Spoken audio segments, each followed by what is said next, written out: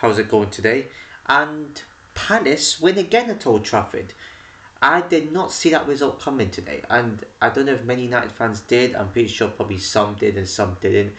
I expected a win today from us. I really thought our opponents on paper looked so easy for us to beat, and you felt, okay, we could win this game.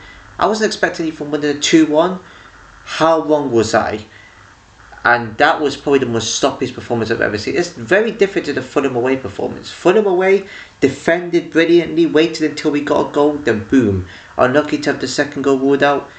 And that's a harder opponent than Palace, no offence. But Palace on paper, that's been more beatable than Fulham away. And what do we go and do? Of course, we go and get beat, don't we? Yes, concede goals. Europa League, perfect. Unbeaten, got goals in the Europa League against tougher opposition. Yet in the league, where we play teams at Palace, we end up getting beat or draw, which is, quite common for us nowadays, isn't it? Especially at Old Trafford. And they won 1-0 their last season. They won again this season 2-0. And yeah, there's nothing much else to say. I'm not going to go back with the highlights. I was watching on the stream. First half, not much to talk about. We did deserve to score somewhere.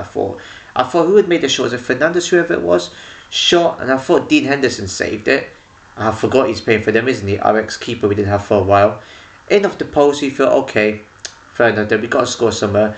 I think we had another chance. We got made a shot. Palace were getting blocks in. Let me tell you one thing now. Palace on their day are an exceptional defensive team on their day. I've watched this Palace team. Their defence can be good on their day. Not all the time. But that is why I don't think they'll ever get relegated for the Premier League for a long time. Especially the players that they have. And I was like, okay, who's that? One of the defenders there that was getting all the blocks in. Especially up close. And I was like, all the corners you thought, okay, are they going to go in? No, they will not. Because Henderson or a defender would have been able to head it away. Palace had moments. They should have scored in the first half too. They went, a cross came in. And I think with Ted Rivers, I headed it over. And then they have an opportunity when there's a cross and no one got to it. Then another point. It was evenly matched, but I think we kind of shaded it a bit on the attempts and the possession part. But again, giving the ball away a little bit. Palace made it difficult for us, to be honest. They don't make it too easy for us because they know, okay, United can cause damage even if you play poor. And the second half came. Oh my God. The most sloppiest half I've seen from United. The passing was awful. There was not a single player that actually played well for us today. I was expecting Onana to make a mistake. Not even he could do anything about the goals. I mean, the first goal came from a Palace free kick. Well, crossed in. Palace player headed on. It was in the post. Nobody there when it came off the post rebound. Onana got up, just sat there. Save it. You got up quickly enough to actually try and attempt to get it. Forget that defending though. I was like, this is static. How you got not one player there in the near post, especially in front of an open goal practically for this player from Mateta, gets into the net. I was like, yep.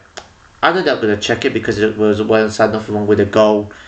And then we sort of had a period where you could have equalised but didn't. The blocks came in, the shots as well. I mean, Ahmad was disappointed. For a player of his quality, should have done better.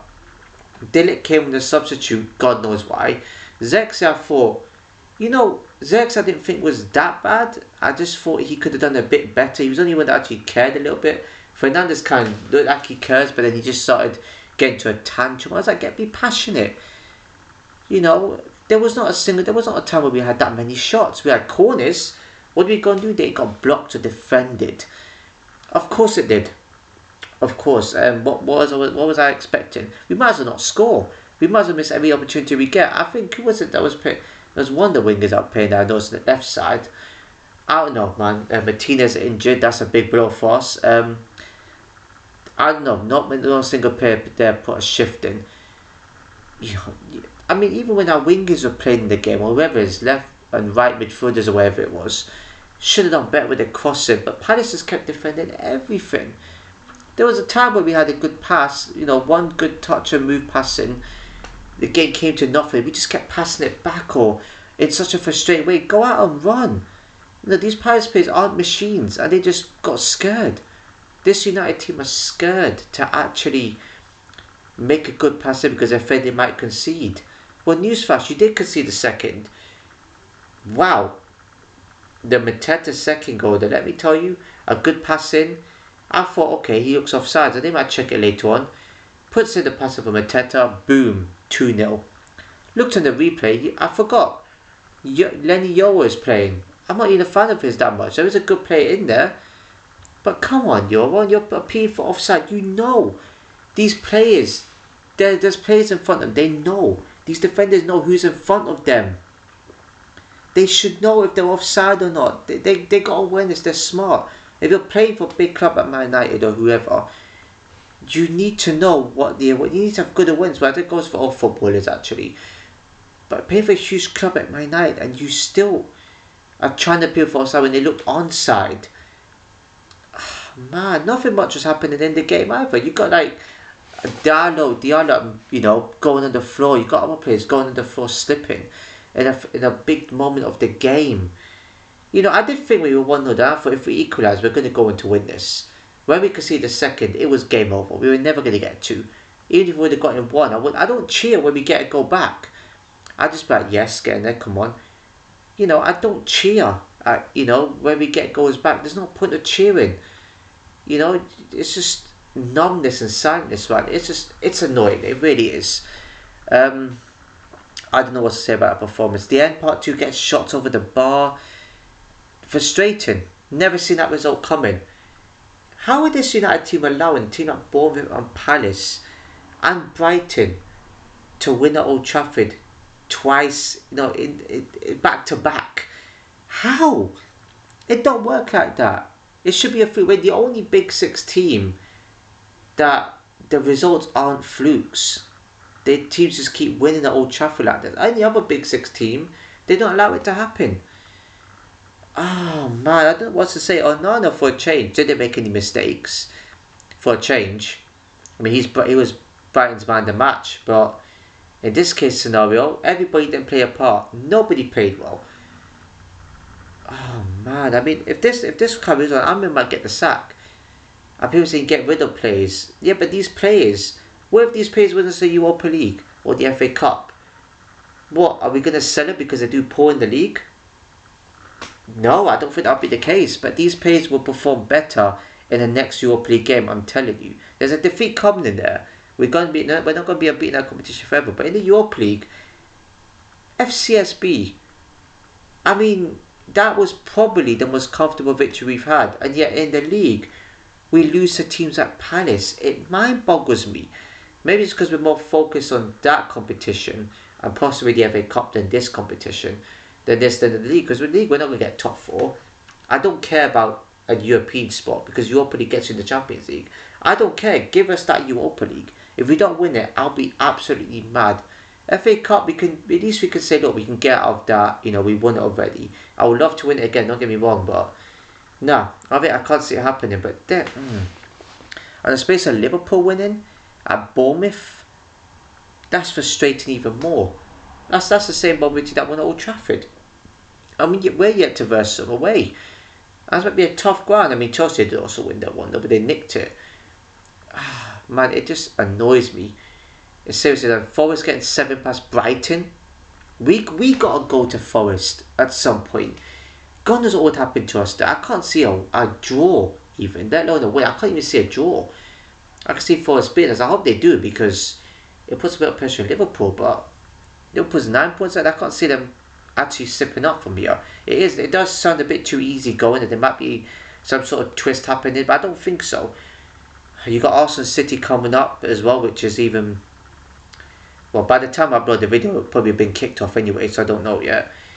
But yeah, if our City win that, watch Arsenal. I think Arsenal win. Watch them putting the performance against City at home, and we get beyond the Palace. It's frustrating.